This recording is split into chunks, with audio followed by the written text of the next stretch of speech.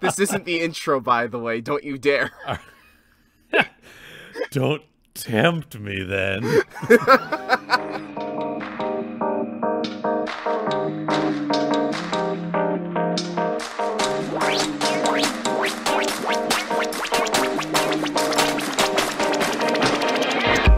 Hello, everybody, and welcome back to Backstage Gaming. I forgot our tagline. Dramatic takes on your favorite games. I'm Chris. I'm Dylan. And we're just going to be real wet and wild for you guys today.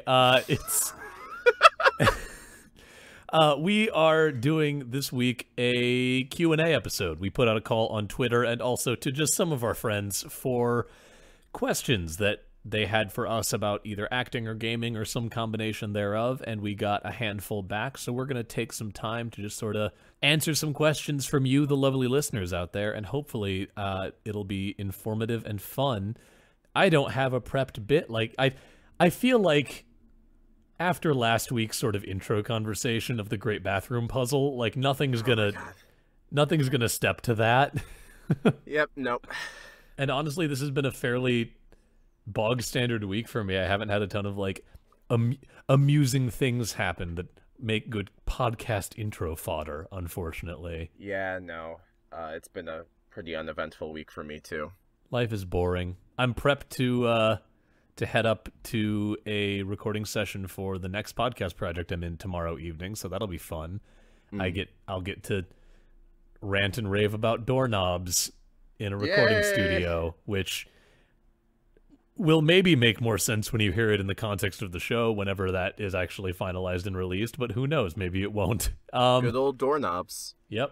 But we're here, and we've got a list of some questions that some of our friends on Twitter or on Facebook sent to us, and I figure let's just dive in. This is going to be kind of a loosey-goosey episode. We don't have, like, material prepared like we sometimes do with our more, like, thesis-focused episodes, but hopefully it'll still be fun, and we'll get some creative juices flowing all up on here. So those are the best types of juices to have flowing. Fuck what you heard. Dylan, do any of these questions speak to you to knock us out of the park at the beginning of this? Oh, I thought we were just gonna roll right through it. Well, the first 4 of them are from one man, and so yeah. I feel like that might not be fair depending on how long it takes us to get through each one. I guess we should... I was looking at the first one. So, what game do you think would be impossible to adapt into any other medium? This is a very good question. It's a very broad question, so like I'm also going to... We can talk about this for a while, I think. Yeah, I think that'll be fun. I think that there are a lot of answers here that are true but also dull. For example, Mario Party. Like, Mario Party really wouldn't work in a non-interactive medium, but also why would you want that? Could you imagine a Jumanji-esque Mario Party, though? If you land on a Bowser space in the game, you land on a Bowser space for real. In real life. Okay, well, now you're turning me around on this. And now you've got me thinking. All right, guys, never mind. This isn't the Q&A episode. This is now the Jumanji Mario Party episode. Yeah, we're bringing back the writer's room like several episodes early, and we're doing Mario Party. No. Like, Mario Party is an answer to this question, but, like, I don't know, I feel like it's more interesting to find the ones where it's like, at first glance, you'd be like, oh, I could see that as a movie, and then you, like, but then it wouldn't work, if that makes sense. Yeah. Okay, so, like, this is kind of like a knee-jerk one, and, like, this will probably be dissected, because, like, I'm just spitting this one out. Yeah, but that's what this is for. Yeah. While we did talk about, like, how you could conceivably go about adapting a Metroid movie, I don't think the same would work for Metroid Prime. I think you're right. I think that I'd be curious to see an attempt. Because, like, the atmosphere of that game is so good, and, like, getting to watch Samus do the badass shit and, like, watch those boss fights as conceived of by, like, a professional cinematographer and professional director could be really cool. Yeah. But I don't... Like, I think you're right. I think that, like... Like, that in BioShock, like, so much of the story is about, like, kind of exploring and discovering, and not in a way that you could easily convey to film, because it's like, you know, having a filming a character like finding a text. Although I guess you could make a book out of Metroid Prime. That would be interesting. I'd dig that, or like a graphic novel. Yeah. Give me like a Metroid Prime graphic novel. That'd be really cool. Yeah, I guess I was just thinking in terms of film, but like yeah, if we're talking any other medium, then there's ways to do that in a way that would be really good. Oh man. Okay, That's I'm putting the question now. on its head, but like, I brought up Mario Party as an obvious one that wasn't interesting to talk about, but I want to talk to you a moment about how incredible a Speed Racer-esque Mario Kart series would be. That'd be good. Give like we're veering off the question a little bit, but give me that.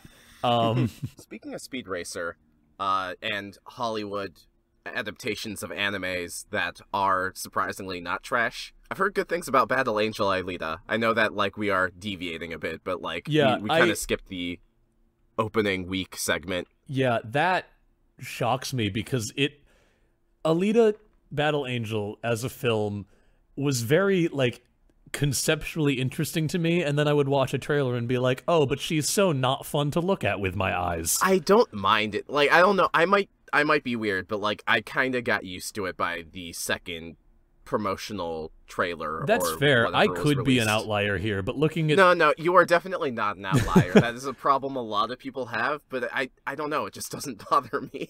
that's fair. Or I've gotten to a point where it doesn't bother me. You've been like that's a very desensitized to important the distinction. Alita. Yeah, like, I haven't read a lot of the original Alita. I've read, like, a chapter or two. In terms of, like, art style, it really reminds me of some of my favorite manga from the 90s. Okay. So, like, I am keen on checking that out. Games that would be impossible to adapt into any other medium. Tetris.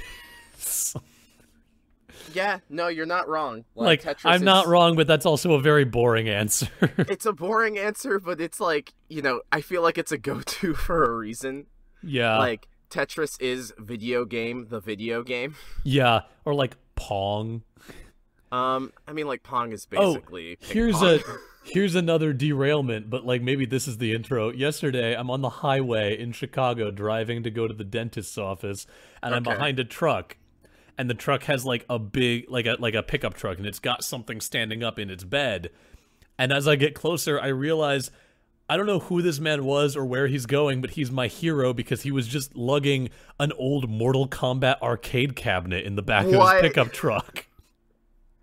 All right, you know what? That's good job. Good job, whoever. If that's his, good job. If he's delivering it to someone, good job for that one. And to segue us back in, Mortal Kombat would be impossible to adapt well into any other medium.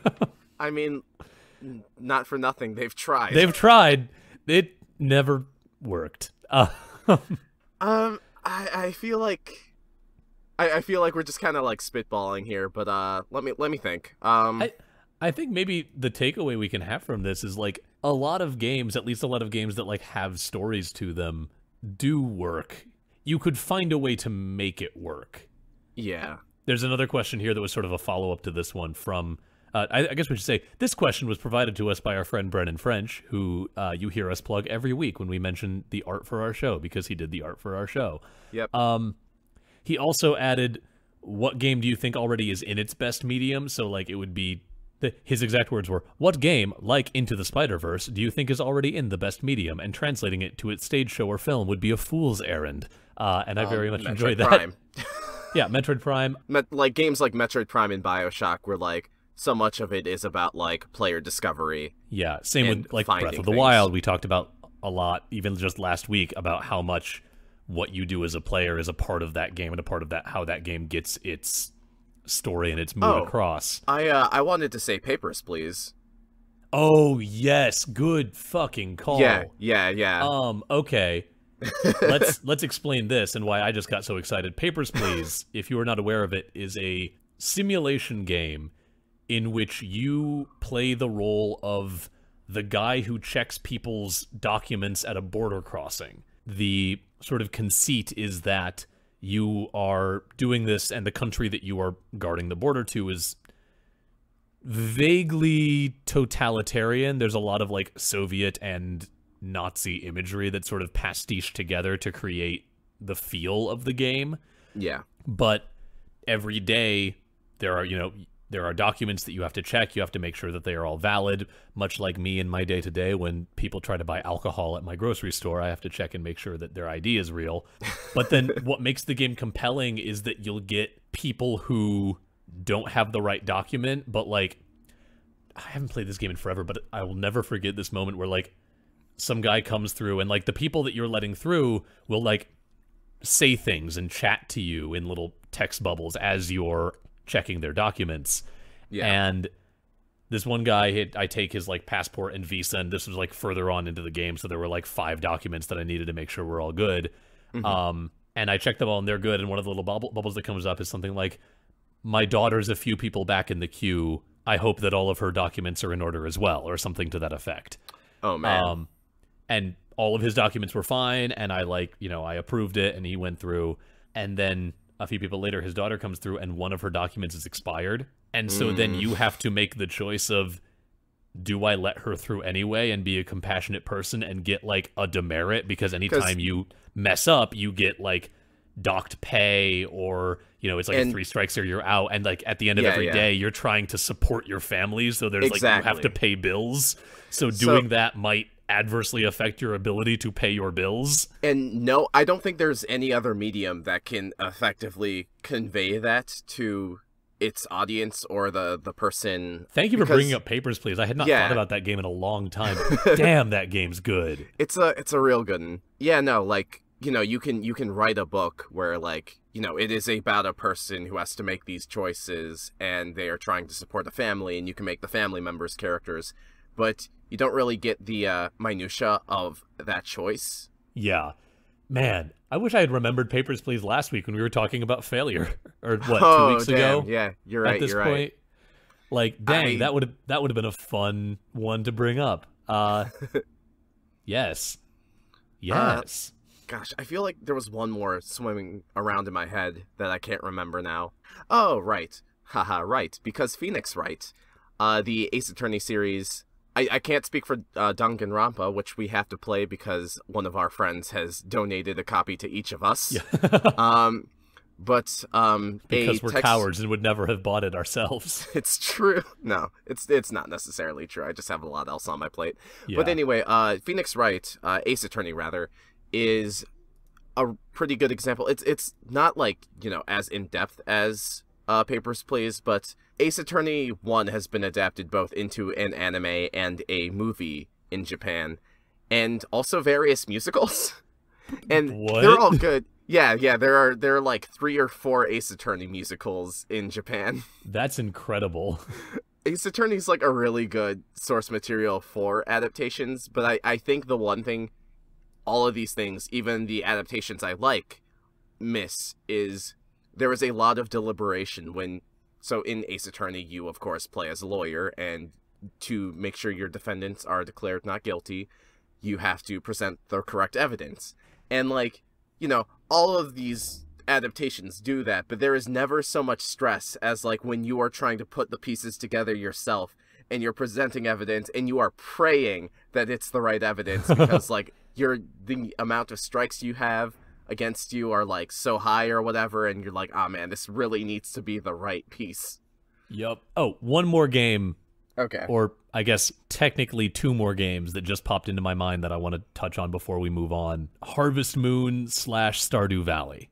For those of you who don't know, Stardew Valley is sort of a spiritual successor to an older series of Nintendo games called Harvest Moon, which is basically just a farming simulator. Yep. You have a plot of land and you grow crops and you sell them to make money to grow more crops, and you talk to the people who live in your little farming town. I know a medium that can do Harvest Moon better than Harvest Moon. What's that? It's called owning a fucking farm. Why did that get me? I don't know why. I guess fair. No, but continue. I'm sorry. Like, entertainment medium-wise, like, Harvest Moon is one of those games where it's like, it's not much of a game. It's just sort of like a very... It's a series of repetitive processes that are relaxing. Yeah, they're very relaxing games. That's a great word for it. They're like, you turn it on, you do a couple day-night cycles, harvest some crops, tend to what you're doing, maybe like start up a new farming project, you talk to the people, you try to give some gifts to the people that you're trying to like convince to marry you in the game, and then, you know, you haven't really accomplished a ton, but you've done your routine, and then you turn the game off. And like, I don't think the way that I'm saying that makes it sound dull, and it's not. Like, it's a very engaging game series. Yeah, but it's constantly not thinking about how to increase your profits, and you know, just stuff like that. It's like it's all the stressful things you have to do in real life, except made not stressful. Yeah, made by simple and made fake. Yeah, and so like I think that games like that, games that are just sort of more about like being, wouldn't really adapt well to other mediums because like there's not really conflict in the same way. It's not a game that's built on like a story and a problem that needs solving. It's just a game of like, see what you can do with this farm. And in that, it wouldn't really work well in a medium that's trying to tell more of like a guided story. You could probably make a story out of it, but like then you're, you know, adding on to this thing and not just adapting. Yeah. I think we've given that question a good amount of... We can move on from that, yeah. I actually want to jump down to the one at the bottom of the list, because this one is kind of a fun one. My buddy Coop from high school, at Rider Strike on Twitter, asked us, what do your gaming backlogs look like? Any games you're excited to get to or are ashamed you haven't touched yet? Oh, yes. Let's go through that. Yeah, I've got my Steam library open in front of me. Oh, fuck, I should do that too. First one, Coop, that I'm ashamed I haven't gotten to yet are the Danganronpa games that you got me for my birthday. So I'll be getting to that shortly. I do plan on starting Danganronpa. Danganronpa. Dragon Romper. Actually, it's a Dragon Romper. I remember my friend Joe. He played those in high school or college, and you know, he's not like a huge text-based adventure person, but like he got a kick out of those. Okay. So I've really been meaning to play those. Yeah, I've heard good things. I just haven't touched it yet. Yeah, maybe we can do that as a segment on our podcast. That might be fun. Got a lot of games on my on the back burner that I haven't gotten through yet. I'll list a couple real quick. So I need to play Hollow Knight and Celeste because those are like two of the biggest indie games of the last couple years. Yeah, I've been talking with various friends, and they're like, you haven't played these games? You'd love them. And I'm like, you know, Celeste I didn't get because Iconoclast came out, like, the same month, and, you know, I only have so much money. Yeah. And I do not regret that purchase. Iconoclast was, like, one of my favorite games last year. Yeah. Time has not journeyed that far on us yet. Well, it was early last year, so I wasn't sure. Yeah. But, like, you know, Celeste has gotten constant awards, like, I love precision platformers. I've really been meaning to get to that, and, like, everyone I've ever talked to is like, Dylan, you love Super Metroid, why the fuck haven't you played Hollow Knight yet? And, honestly, the real reason is, like, I love everything about the game, except, like, the aesthetic doesn't really jive with me. It's not, like, bad, it's not like, oh, I don't like, I don't know, it's just, like, everything I see of the game is like, it's skulls and bugs, and I'm like, that's cool. But the sequel, though. The sequel looks really good. The sequel looks dope. God, there's so many games that I either haven't played or haven't beaten. High on my list personally is to finally actually beat Darkest Dungeon. Darkest Dungeon is That's never happened. No one has ever beaten Darkest Dungeon. If I win, I get the Chocolate Factory.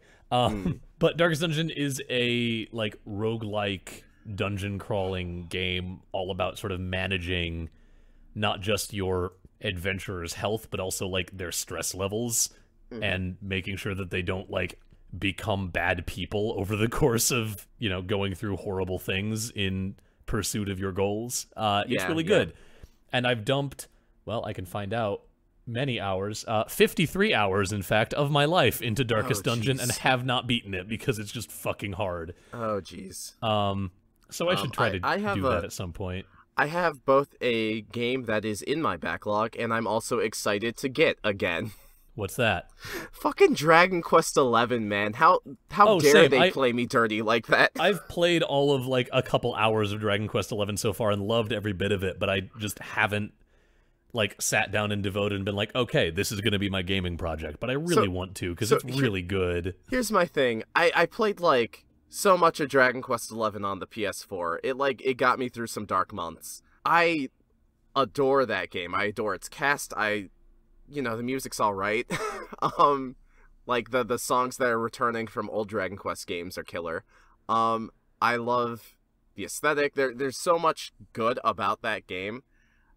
But like, there was a part of me that wanted to get the 3DS version that stayed exclusive to Japan. Why did you want the 3DS version, Dylan? Well, the 3DS version had this sick-ass mode where you could either play it in 3D, like the PS4 game, or you could play it in the style of an old Super Famicom Dragon Quest game. What? Oh yeah, you did. That's rad as hell. Forgot to tell you about that. Yeah, and so like it has like these beautiful 16-bit graphics, and like I was really bummed when only the PS4 version was released in America. And so like, I was like, when they announced the Switch port, like I'm like, oh, it'd be really cool if they had, the Super Famicom mode as well as the Unreal Engine 4 version. And because like people were like, no, you're stupid, Dylan. They're not going to do that because they're using Unreal Engine 4. It's not going to be the 3DS version. And then, like, it ends up being, like, the best of both worlds. So, fuck off. So, like, I'm a little mad because, like, oh, cool. They're not going to update the PS4 version for this thing I really wanted since before the PS version came out. But I'll buy it again.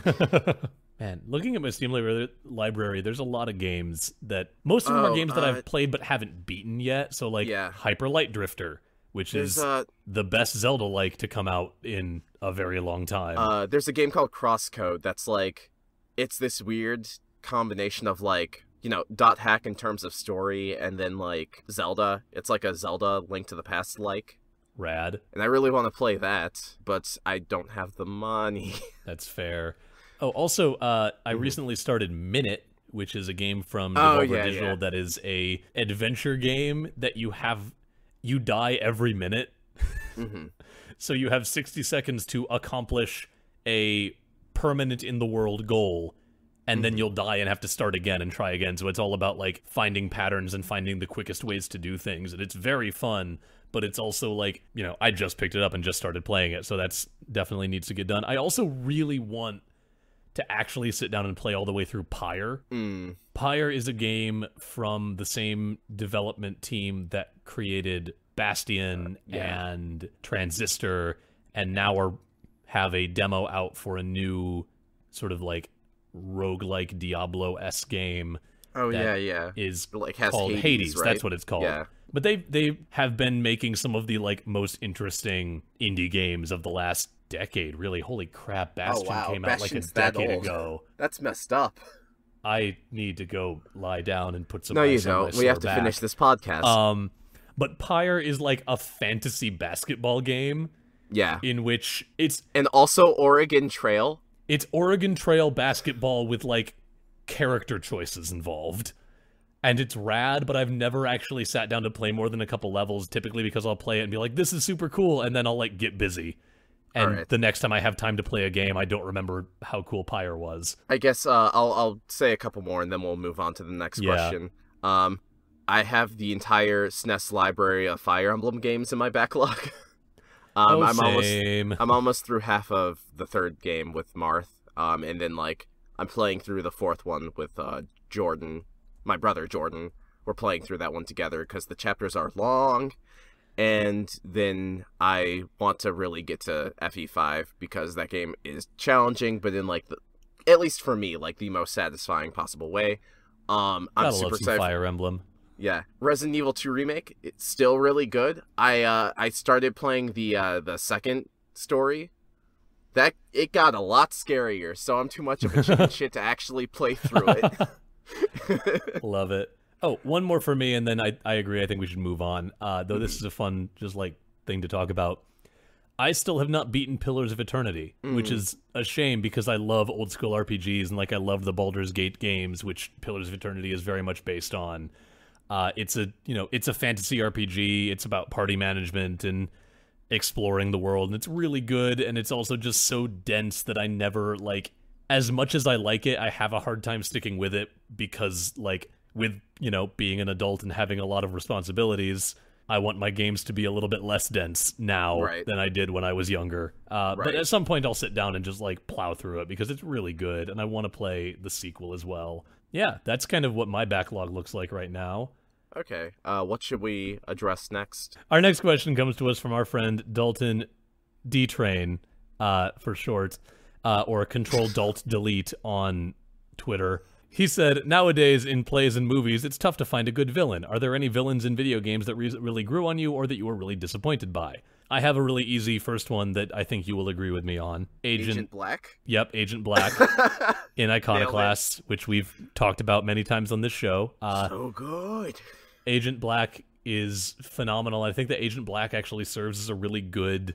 To talk about this question, I think that it would be helpful for us to just lay out, like, what makes a good villain. Okay, and we can kind of do that with Agent Black. I think that the biggest two things for me for a good villain is they need to be understandable. Like, you need to be able to see why they're doing what they're doing, because, like, I guess the exception is, like, villains like the Joker, where, like, the chaos in and of itself is the goal. Yeah. But he's just so interesting, Chris. But for, like, good villains, and particularly good, like, human villains, you need to be able to understand why they're doing what they're doing, so you need to see the motive behind them, what their objectives are. And you also need to maybe see why. Like, get those moments of humanization. We touched a little bit on this in our big breakdown of Iconoclast, but Agent Black is really well handled. You get a lot of moments of seeing her origin and how she came to be and how she came to think the way she thinks, and, like, why it is that she's opposed to you in a way that isn't just like, I'm the bad guy. Meh. Yeah. Oh god, I have She also has one of the best monologues in, like, all of gaming. Oh yeah, this is my rocket. It's so good. She goes out in a big way. This is another plug for Iconoclasts for Go all play of you Iconoclasts. Fuck. Also, Joaquin Sandberg will be expecting our check in the mail. He already reblocked us. I know, which I'm, like, still kind of geeked out about months later. Okay, I guess I'll start with this one. This is simultaneously one of my favorite villains and now one of my least favorite villains in video games. Ganondorf peaked in Wind Waker. True. Fucking true. Okay, so I won't go too into depth with the entirety of the Zelda franchise, but, like, Ganondorf, as he is portrayed in The Legend of Zelda: The Wind Waker, he is kind of a repentant villain. Like, he took over the world, he's killed by the hero, and then he comes back, but he wants to do right this time, and no one will let him. Like, and it's to the point where, like, the gods are like, no, we're ending the world. It is now a flooded apocalypse world, just because, like, you don't get your second chance. And so, like, his entire motive for that game is literally trying to, he is kidnapping people, but he is kidnapping people for the express purpose of wishing back the world to the state that it used to be, so that he can become a benevolent king and rule justly. And, like, he's still a good villain because, you don't want him to be kidnapping people. You're trying to prevent that. His actions are still abhorrent, and, like, there's no guarantee that, like, the world even wants to go back to what it used to be. A huge theme of that game is, like, let's move on from Ocarina of Time. Yeah. Please, God, let us move on from Ocarina of Time. So, Ganondorf was really good, and then, I bag on Skyward Sword. Honestly, I was thinking about it, like, a couple days ago, and, like, Skyward Sword's actually a pretty good game, but the biggest problem I have with it is how it kind of changed. Like, it was the game that got me to stop caring about the mythos of Zelda games, for better or for worse. Yeah. Because, like, Ganondorf at that point is, like, he is the result of a curse a even bigger, even badder villain places on Link in Zelda. And so, like, it kind of removes the character of all of his agency. And so, like, every appearance he's had after Wind Waker has been like, I'm the evil king of evil, Ganondorf, and I'm here to twirl my mustache and make your life a living hell. Yep. Yep. Breath of the Wild, which is a game I love, unfortunately suffers from Ganondorf just being, he's less a character in that game and more a force of nature. Yeah. In Japan, his name is actually Hurricane Ganon. I love that. Or like Typhoon Ganon. Amazing. Yeah, God, Wind Waker is like one of the strongest character Zeldas. Yeah. Like, again, to stand up for Skyward Sword, that has one of the best Zeldas. I actually really like the supporting cast in that game. It's not like every Zelda game after that's had a bad story. You know, it's just like Ganondorf be done dirty. Yep. And man, Ganondorf goes out so hard in Wind Waker. Yeah. Gets stabbed in the fucking head by a 12-year-old. And then you get to see a 12-year-old deal with the fact that he just stabbed someone in the head. Like, Wind Waker, Shit's Hunter, dark. not many differences. Wind Waker is the most shonen Zelda game. Yeah. I want to give a shout out to Baldur from the recent from God of War 2018. Yeah, he's pretty good. He's terrifying because like power set wise, he cannot be killed. Mm-hmm. Like, he is impervious, and so like that is a very compelling thing that makes him a very like fearable villain. But then when you learn about him as a character, and like, if you're like me and a big dork who already knew more than a man needs to know about Norse mythology, the way that they interpret his story, because Baldur in Norse myth, he was the most beloved of all the gods, and they were like, okay, we love you, and we have heard a prophecy that when you die, that's going to herald Ragnarok, so let's just make sure that you can't die. So his mother goes out and like gets everything in creation to like swear an oath to never hurt Baldur. So like the concept of a rock is like, yeah, cool, Baldur's good by me, I like that dude, and now like rocks can't hurt, like rocks will just bounce off of him without hurting him. But the one thing that she chooses not to, or that she forgets to ask, is mistletoe, because like, who would think that mistletoe could be harmful? Right. In the myth, that comes back to bite him, but I just love that they took this idea of like, this character has been rendered incapable of being harmed, and then they like run that to the logical conclusion of like, no, this character is incapable of feeling. Yeah. And like, what would that do to a person over the span of like millennia of living as a god? Yeah. And like, his whole quest is one of self-destruction, and that's like, you learn that bit by bit over the course of the game, but it's such a cool way of treating that character that I just absolutely love it. Mm-hmm. Okay, so I'm gonna go on a little bit of a JRPG binge. All right. For my next Mess stretch. me up. All right. Xehanort. So I want to. Oh boy. Just Norton a boy. I'm not going to talk about Xehanort because I feel like, you know, if I talk about that, Kingdom Hearts fans will get mad at me. Because, like, I like Xehanort in the first game, and I like Xemnas in the second game. Like, in Old Man Xehanort, I was pretty indifferent to because I never actually played Birth by Sleep. I just know what happens in it. I just want to know why they couldn't get Billy Zane back. Billy Zane's performance in Kingdom Hearts 1 is so I dread good. looking up Billy Zane and then learning that he was, like, involved in some massive controversy. Like, and that's why he doesn't have a career anymore. Well, I don't know if he doesn't have a career. I just haven't seen or heard of him since, like, Titanic. Yeah.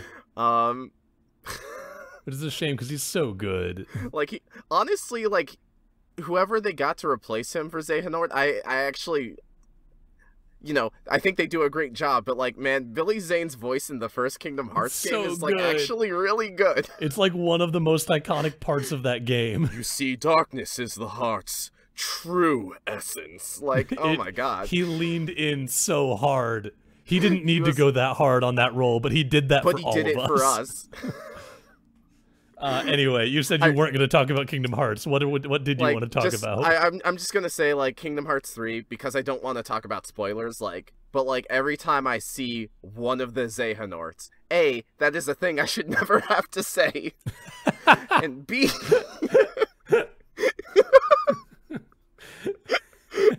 And B, whenever I see any of them, I just go, oh god. Because, like, here's the thing. Literally every villain in Kingdom Hearts, like, every good villain, decent villain that I liked in that series, loses all of their agency by the time of Kingdom Hearts 3. Because they're all like, yeah, we work for Xehanort now. Why? I don't know. I'm already half Xehanort. Yeah, like, people who have never played a Kingdom Hearts game are gonna be like, what the fuck are these two talking about? But to be honest, I can't tell you. But, like, Xehanort is just, he's big evil. Yeah. And then, like... He's even more abstract than Typhoon Ganon. I can't even talk about, like, what his motives or plans are, because, like, that's spoilers for Kingdom Hearts 3, which I refuse to spoil. So, even if, like, all 5 of our listeners who are interested in Kingdom Hearts have probably already beaten it by this point. But yeah, no, like, moving on from Xehanort, let's go to the other disappointing Square villains. So, like, Final Fantasy has, like, this weird thing where, like, a lot of the villains are, like, some of the villains are beloved and, like, you know, are super memorable, and, like, everyone knows who Sephiroth is. Everyone who has heard Final Fantasy probably knows who Sephiroth is, I should say. That being said, I actually really don't like most of them. I think, like, the ones that are, like, lame cardboard cutouts are interesting because they are at least given a decent motive, but, like, the more they try to write a villain, the less their motives make sense. Yeah. Like, there's this character in Final Fantasy VI, his name is Kefka, and he's pretty cool because, like, he doesn't really have a personality, but, like, you know, because of that, it's easy for me to believe any of his goals or motives. When I look at Sephiroth's whole shtick is, like, he was a good guy, and then he learned that, like, he was the subject of an experiment when he was still, in the womb, and then he goes crazy, and then he's like, I want to become a god because that is my right. And that is literally Sephiroth's character, and he's one of the most beloved villains ever. Yep. In his defense, the way he psychologically torments the main character is interesting, and, like, it really builds up a sense of, oh man, I really want to beat this guy. So he's, like, a good villain in execution, but, like, as a character in his own right, Sephiroth is, like, one of the blandest, like, most dry toast villains out there. That being said, let me spread the gospel of Vayne Solidor from Final Fantasy XII. So, like, there are good villains in Final Fantasy I want to throw out. It's just, like, the ones I would point to as good villains are, like, the ones that no one would ever think to point out. Like, Final Fantasy III has a villain where, you know, their shtick is, like, he's like a disciple of this wizard, and, like, they each get, like, these awesome gifts. Like, they're like deities. And so, like, one deity gets the gift of, like, predicting the future. Another deity gets a gift of, like, blank. And he gets the gift of mortality. And so, like, his whole motive and drive in that game is avoiding his death.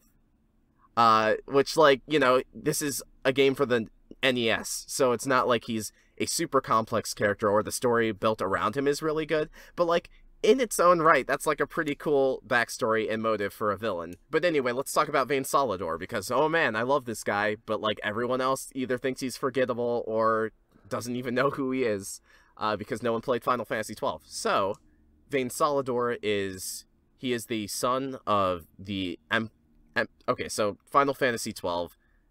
This is going to be a super reduction that will make me die inside, but for sake of clarity, it's Star Wars. You got rebels. They're fighting an empire.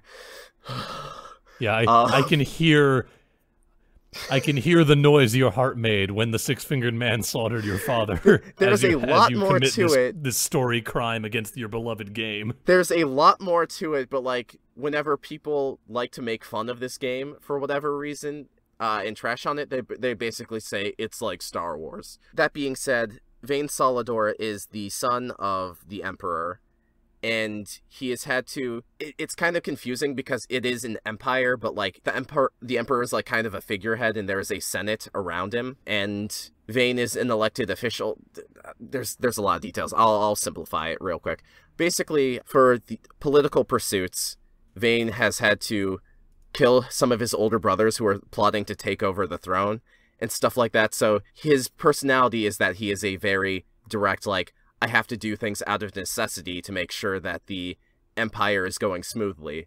And so he knows that his father is aging, and he's thinking, I have to speed up his death so I can take the vacuum so the Senate doesn't try to appoint someone in his place. So he assassinates his father, pins it on the Senate, and basically takes over the empire because he doesn't want his younger brother to be nominated by the Senate so they can use him as a figurehead. Punk. Well, no, they want to use his younger brother as a figurehead. And if all of this sounds complex, it's because it is. Because this is a character with, like, a very complex, detailed backstory and, like, events that, like, kind of shape him into the person he is.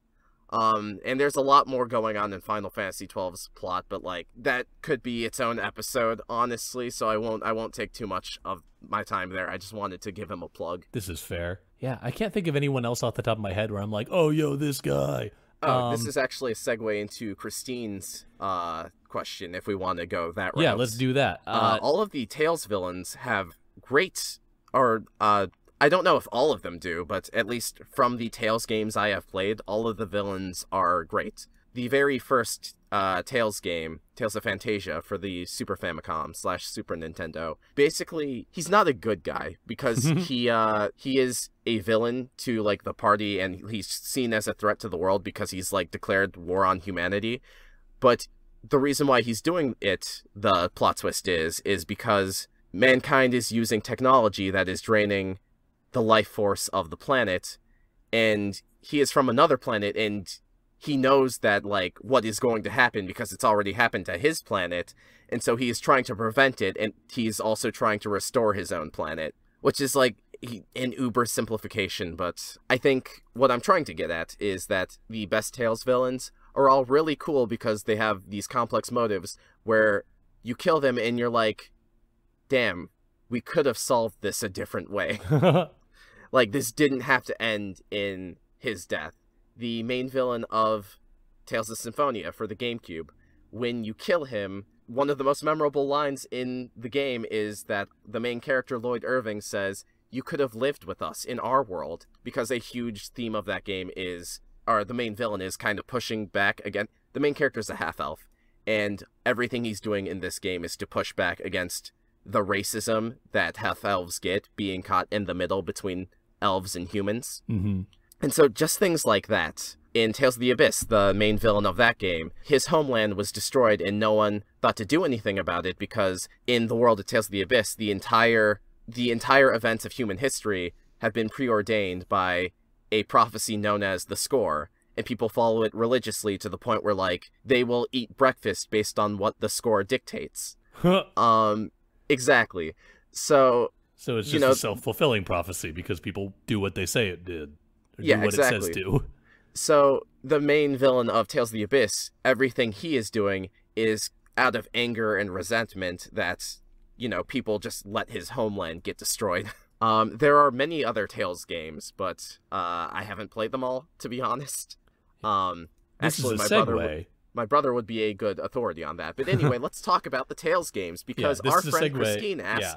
Christine, our good friend, we've talked about them before. They are the game master behind the Unexplored Places podcast, on Twitter at CPrevas. That's at CPREVAS. And they asked us, if Dylan could compare the Tales games to the oeuvre of any playwright, who would it be and why? And yeah, this is going to be really tough, namely because it being such a long-running series, Tales games have had a numerous variety of writers, of directors, of, executive producers for what that might be worth. I think the first game, Tales of Phantasia, the person who wrote that wasn't even, like, a formal member of the team for, like, every game after that. They basically lifted the story from a novel he was writing in his spare time. So that's a very complicated question, and one that I would have to do more research for, but we already contacted Christine about this. I would love to do this for a future episode. We could pinpoint, like, specific creators, stuff like that. Yeah, I think that this has just gotten me thinking. I haven't played as many of the Tales games. I played a fair amount of Tales of Vesperia, which is really, really, really good. But it got me thinking about, like, other, like, long-running series and, like, playwrights that I would compare them to. And a lot of the things that I could come up with were just comparisons to Bertolt Brecht. Oh boy, here we go. Like, Bertolt Brecht was a playwright in the early part of the 20th century who was very much a part of what came to be known as... The alienation effect? To understand this, you need to know that, like, the century or so leading into the 20th century was all focused on very realistic theater. So playwrights wanting like... to recreate reality. Yeah, playwrights like Ibsen, who were all about, like, having plays that mirrored real life as much as possible so that you sitting in the audience would suspend your disbelief and be able to think that, like, oh, I'm just watching a piece of life happening in front of me. Brecht said, nah, fuck that. And so the alienation effect is all about making the audience aware of the artifice of theater. So constructing your theater in such a way that, like, the theatricality is a part of the production and is actively reminding the audience that they are watching theater, if that makes any kind of sense.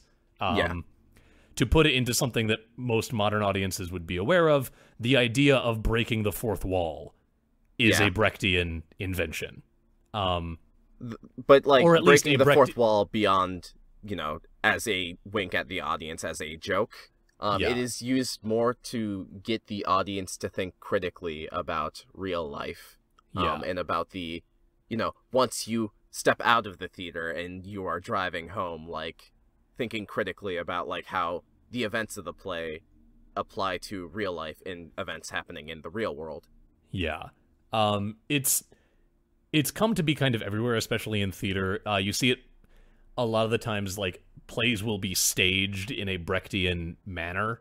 So, like, a play that is, you know, not necessarily about breaking the fourth wall or about achieving the alienation effect can be staged and produced in such a way that, like, taps into that kind of mindset. And you see this kind of thing in games where, like, the fact of it being a game is an important part of your engagement with it.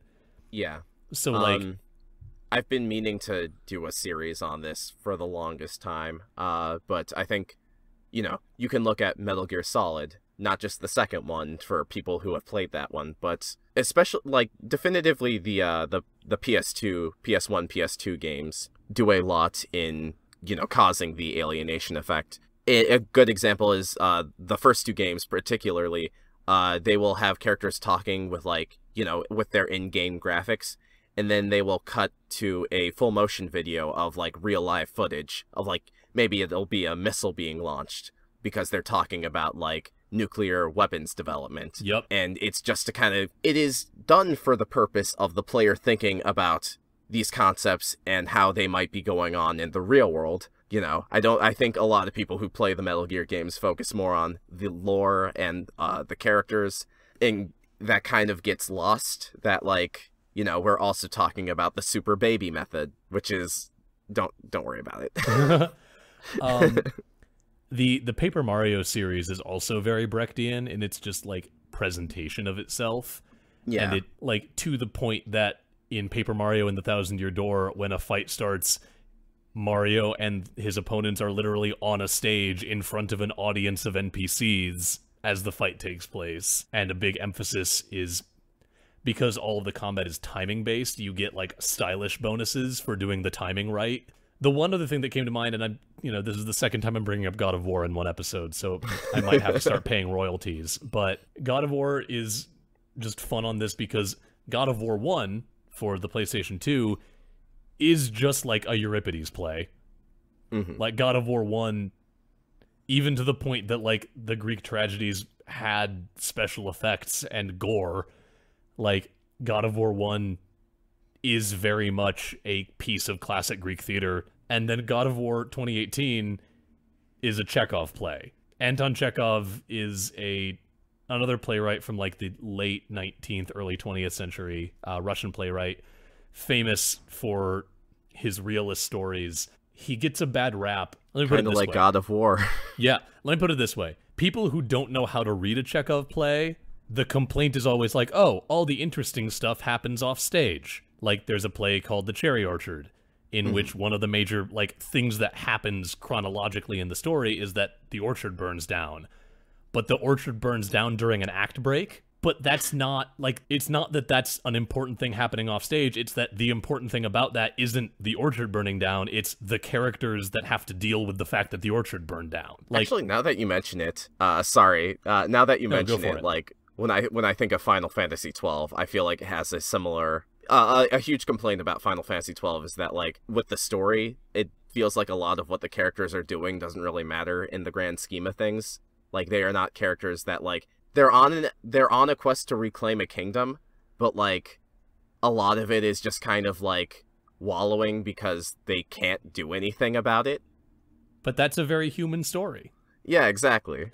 And, like, the other famous example for Chekhov is at the end of his play The Seagull, one of the characters commits suicide, but he commits suicide off stage, and then the play ends with another character returning, having discovered that he committed suicide. And that's, like, one of the, like, yes, this big thing happened, like, off stage where you couldn't see it, but then you get to watch this person come back out and bring that knowledge with them. Like, that's the important... And that's such an impactful moment. And, like, God of War 2018 feels like that in a lot of ways, because there's all of these implications of, like, these big conflicts between all of the gods in the Norse pantheon, but, like, the game, rather than having Kratos go off and fight all these gods, is like, no, Kratos is just trying to carry his wife's ashes to the place she wanted to be, and this shit's getting in his way. It's looking at the impact that these big things that are happening off stage are having on this man and his son.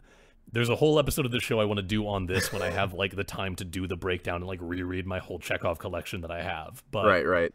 That's one of the things that came to my mind.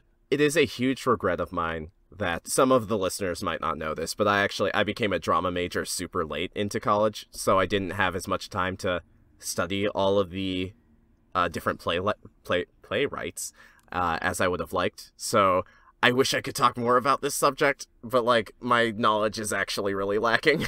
Yeah. I know more about, like, concepts and practice and theory more than I do, like, I can tell you all about Eugene O'Neill. I was gonna say, like, I can talk about, like, restoration theater, for example, but, like, I just drew a blank when I was trying to, like, name a specific restoration. Right. Yeah. So yeah, that question got us both very excited, and then we were both like, that's probably more of, like, a full episode type thing, but we still wanted to kind of touch on it. With that, I think that is as good a place as any to wrap up. Thank you, beautiful, lovely audience ears, for transmitting the vibrations that we are making into meaning in your owners' heads. And thank you, owners, for listening to our stupid show. Listen to Chris tripping all over himself. I'm really good at this, I promise. It means a lot that you're listening, and it was a lot of fun to talk to you about this and to engage with some audience questions. So thank you, audience members who sent in your things to hear our thoughts. We're Backstage Gaming. You can find us at bsgpod.com. That's bsgpod.com. That's our website. We've got bios. We've got links to all of our various social media things. We've got the episodes. We've got a contact list. And you can always find our podcast there or on Spotify, Stitcher, iTunes, or Google Play. So please, subscribe on your podcasting listening device of choice. Dylan, what's that social media? I've interrupted you. I'm sorry. It's okay. I forgive you. If you want to check us out on social media, you can hit us up on Facebook. If you want to find us on Twitter, our handle is at BSG_cast. You can find us on YouTube. And, if you like what we're doing, talk about us with the hashtag BSGPod. Also, huge thanks to our friend Brendan French, who also sent in questions. Huge thanks to him for our logo, our art, thumbnail, whatever you have it. The charming little picture of Chris and I with our mushroom and Sonic ring. If you like his artwork, I don't know why I'm tripping over myself. If you like, you mocked me. This is hubris. If you like his stuff, you can check him out at brennanfrench.squarespace.com. That is BRENNEN-French.squarespace.com. We really should add his Instagram link because he has one now. Brennan French Arts on Instagram. All right, you better put that in the doc, buddy. You know what? You should also Go and give some love to our friend BioQuery. He did our theme song, Dot Sound Radio Volume 1 Instrumentality. He just, like 2 days ago, or I guess like 5 days ago when you hear this because time exists, released a new EP titled Posthuman Angst. It's on Spotify. I think it's also on Apple Music. It's really fucking cool. Like, it's weird and strange, but it's also like one of the coolest EPs I've heard in a while. And kind of like the music he put in our podcast. Yeah, I've had it on repeat for a while, so you should go check that out. It's on most music streaming services, and you should check out his SoundCloud. That's at soundcloud.com/BioQuery, soundcloud.com/BIOQUERY. Be on the lookout for Dylan in an upcoming arc of the Unexplored Places podcast. Be on the lookout for me in the final episode of the upcoming Unwell, a Midwestern Gothic mystery podcast, which, if my knowledge is correct, the first full episode of that will be up the day after this podcast episode goes up. Okay, cool. If my math is right. Sometime right around there anyway. So be on the lookout for that. And thank you once again for tuning into Backstage Gaming. We hope you enjoy your time here with us, and we'll talk to you again next week. I actually don't think I have a closer. Just end it. I mean, all right. Thanks for bailing out at the last minute. Dude, you know it's